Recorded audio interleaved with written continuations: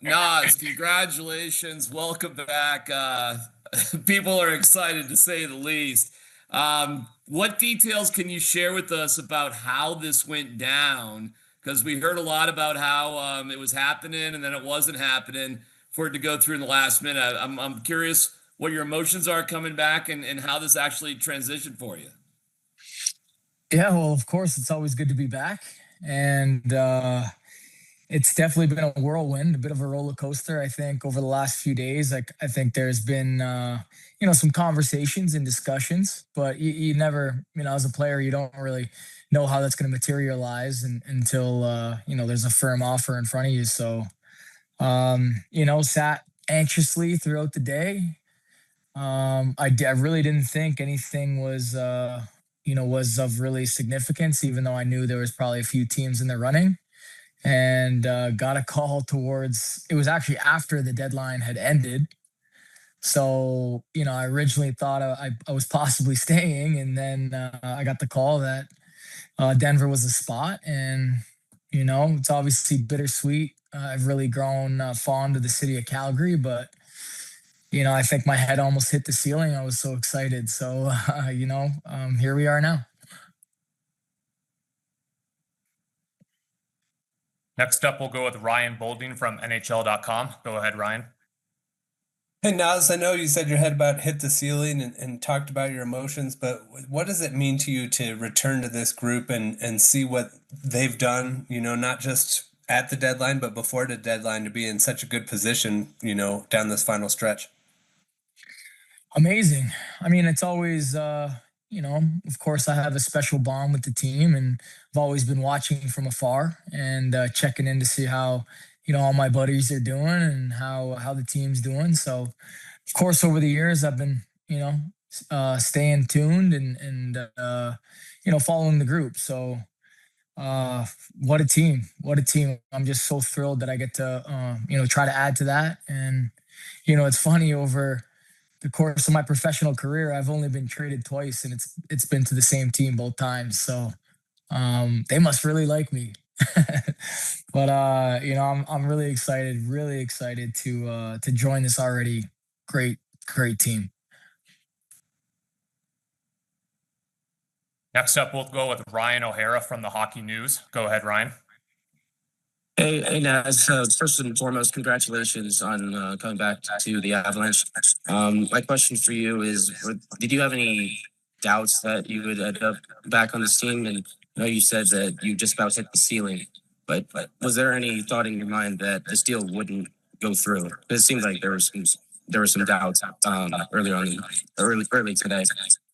Yeah, I mean, there's always speculation when it comes to the trade deadline. And even though I think the Calgary staff were so great to me, and I really respected how they handled their business and kept me informed. But you just never, like I mentioned, you just never understand how it's gonna go down. So it was past the deadline. I thought I was maybe staying. And there was, like I mentioned, there was a few teams in the mix, but I'm couldn't be happier that Denver pulled the trigger.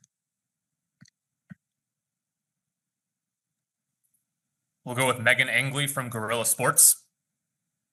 Hey, Naz, kind of a similar question. I was hoping you could give me some more perspective on the player angle in navigating those conversations with Calgary over the course of this deadline and towing that line of advocating for yourself as a player, your wants, your hopes, and keeping good rapport with the organization as well. Well, I think, just over the years, we've been able to, of the players and the management, I think we've been able to grow a great relationship. I've had nothing but the utmost respect for this city and this team and this organization. And I've truly loved my time as a Flame. And, I think that the respect was just mutual, and we were able to have open discussions and transparent conversations that were honest. I think that's, in the league these days, that could be a bit of a lost art when it comes to, executive and player interaction. So, just completely honored to have been a Flame and to have the people in the front office that are just, stand-up individuals. We'll go with Bailey Curtis from DNVR. Go ahead, Bailey. Naz, first off, welcome back to Colorado. Wondering, you kind of mentioned that you'd been in contact with some of your former teammates, and I'm wondering if you can touch on what that was like to kind of build up that speculation while talking with them. And I guess the second part is players kind of grow through their career, what you feel like you can bring to this Colorado team as it stands currently.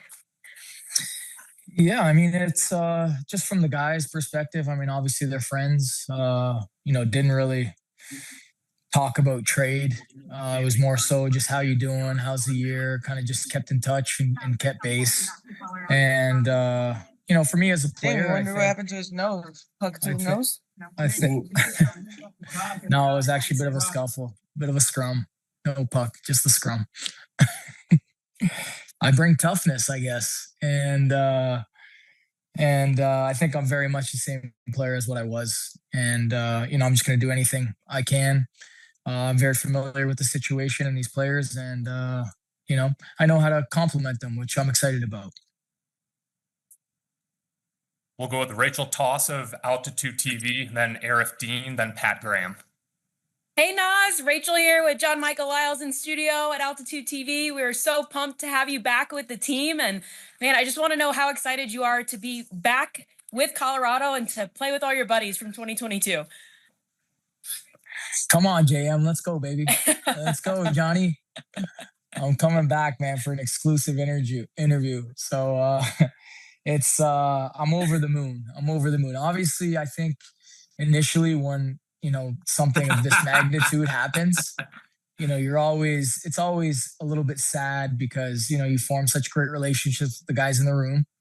But knowing that I'm coming back to Colorado is just a dream come true, and the situation they put themselves in, and just me being able to tag along and add, I cannot wait. Love it. Thanks, Naz. Yeah, baby. Yeah, baby. We'll go Arif and then Pat. Go ahead, Arif.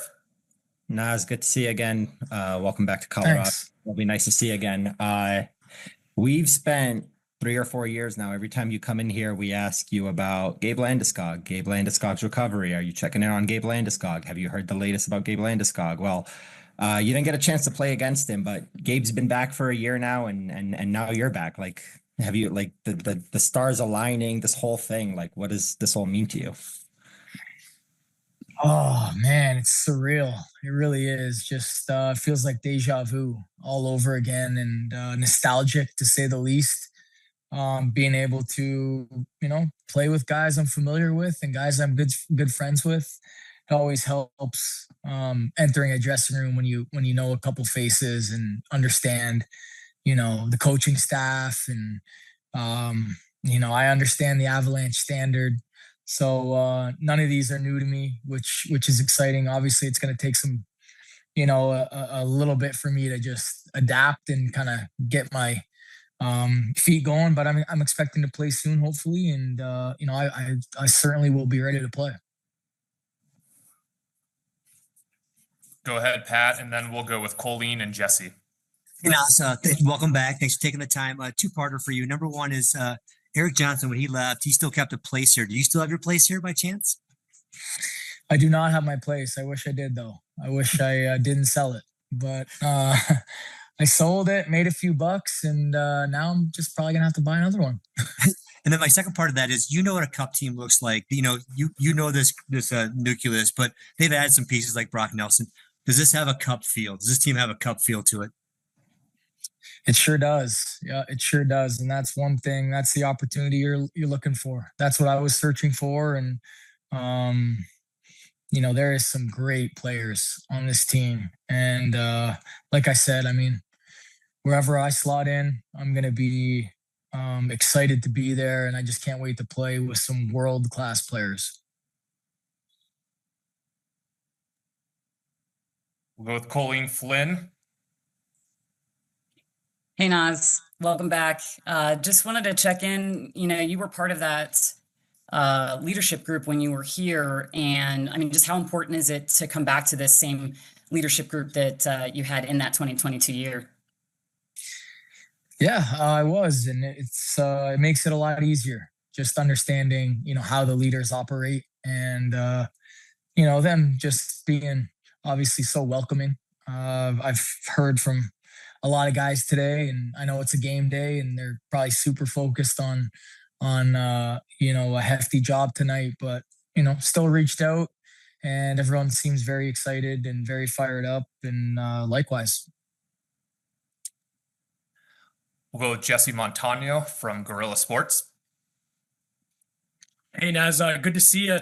You didn't get a chance to play against this group so far this season. So I guess two things. One, just kind of what is your assessment of the way this team is put together, maybe similar to the team that you were on in 22? And then I don't know if you looked at the schedule, but what's it going to be like? You got to play the Flames 3 times between now and the end of the season. I know. That is bizarre. I was actually looking at the schedule and had noticed that. So, I mean, it's going to be fun. I mean, like Nate Dogg knows, I don't cut deals out there. So, that shouldn't be too difficult. But, I do understand how this team is built. I see a lot of speed. I see a lot of talent.